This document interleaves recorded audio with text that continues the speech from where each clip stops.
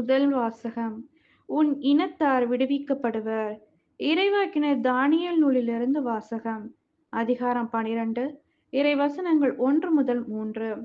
அக்காலத்தில் உன் இனத்தாருக்கு தலைமை காவலரான மிக்கேல் எழும்புவார். மக்களினம் தோன்றியது முதல் அக்காலம் வரை இருந்திராத துன்ப காலம் வரும். அக்காலத்தில் உன் இனத்தார் விடுவிக்கப்படுவர். நூலில் யார் யார் பெயர் எழுதப்பட்டுள்ளதோ அவர்கள் அனைவரும் மீட்கப்படுவார்கள். இறந்து போய் மண் புழுதியில் உறங்குகிற அனைவருள் பலர் விழித்தெழுவர். அவருள் சிலர் முடிவில்லா வாழ்வு பெறுவர். வேறு சிலரோ வெட்கத்திற்கும் முடிவில்லா இழிவுக்கும் உள்ளாவர். ஞானிகள் வானத்தின் பேரொளியைப் போலவும் பலரை நல்வழிக்கு கொணர்ந்தவர் விண்மீன்களைப் போலவும் என்றென்றும் முடிவில்லா காலத்திற்கும் ஒளி வீச திகழ்வர். இது ஆண்டவரின் அருள்வாக்கு. இறைவா உமக்கு நன்றி. இரண்டாம் வாசகம். ஒரே பலியினால் என்றென்றைக்கும் நிறைவுள்ளவர் ஆக்கினார். எபிரேயருக்கு எழுதப்பட்ட திருமுகத்திலிருந்து வாசகம். அதிகாரம் 10, இறைவசனங்கள் 11 முதல் 14, 18.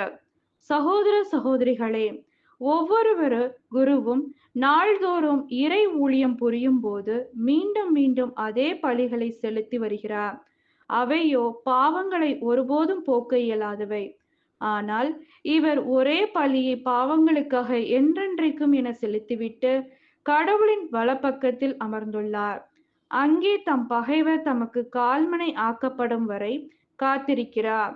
தாம் தூயவராக்கியவர்களை ஒரே பலியினால் என்றென்றைக்கும் நிறைவுள்ளவராக்கினார். எனவே பாவ மன்னிப்பு கிடைத்த பின் பாவத்திற்கு கழுவாயாக செலுத்தும் பலிக்கு இடமே இல்லை. இது ஆண்டவரின் அருள்வாக்கு. இறைவா உமக்கு நன்றி. நற்செய்தி வாசகம். 4 திசைகளிலிருந்தும் தேர்ந்தெடுக்கப்பட்டவர்களை கூட்டிச் சேர்ப்பார். மார்க் எழுதிய தூய நற்செய்தியிலிருந்து வாசகம். அதிகாரம் 13, இறைவசனங்கள் 24 முதல் 32. அக்காலத்தில் இயேசு தம் சீடர்களுக்கு கூறியது: அந்நாட்களில் வேதனைகளுக்கு பிறகு கதிரவன் இருண்டுவிடும், நிலா ஒளி கொடாது, விண்மீன்கள் வானத்திலிருந்து விழுந்த வண்ணம் இருக்கும், வான்வெளி கோள்கள் அதிரும். அப்போது மிகுந்த வல்லமையோடும் மாட்சியோடும் மானிட மகன் மேகங்கள் மீது வருவதை காண்பார்கள். பின்பு அவர் வானதூதரை அனுப்பி அவர்கள் மண்ணுலகில் ஒரு கோடியிலிருந்து விண்ணுலகில் மறுகோடி வரை 4 திசைகளிலிருந்தும் தேர்ந்து கொள்ளப்பட்டவர்களை கூட்டிச் சேர்ப்பார்.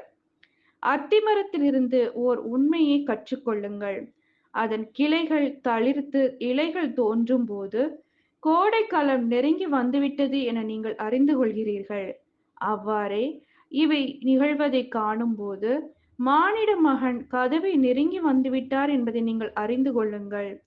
இவை அனைத்தும் நிகழும் வரை இத்தலைமுறை ஒழிந்து போகாது என உறுதியாக உங்களுக்கு சொல்கிறேன். விண்ணும் மண்ணும் ஒழிந்து போகும், ஆனால் என் வார்த்தைகள் ஒருபோதும் ஒழியவே மாட்டா. ஆனால் அந்த நாளையும் வேளையும் பற்றி தந்தைக்கு தவிர வேறு எவருக்கும் தெரியாது. விண்ணுலகத்தில் உள்ள தூதருக்கோ மகனுக்கோ கூட தெரியாது. இது கிறிஸ்துவின் நற்செய்தி. கிறிஸ்துவே உமக்கு புகழ்.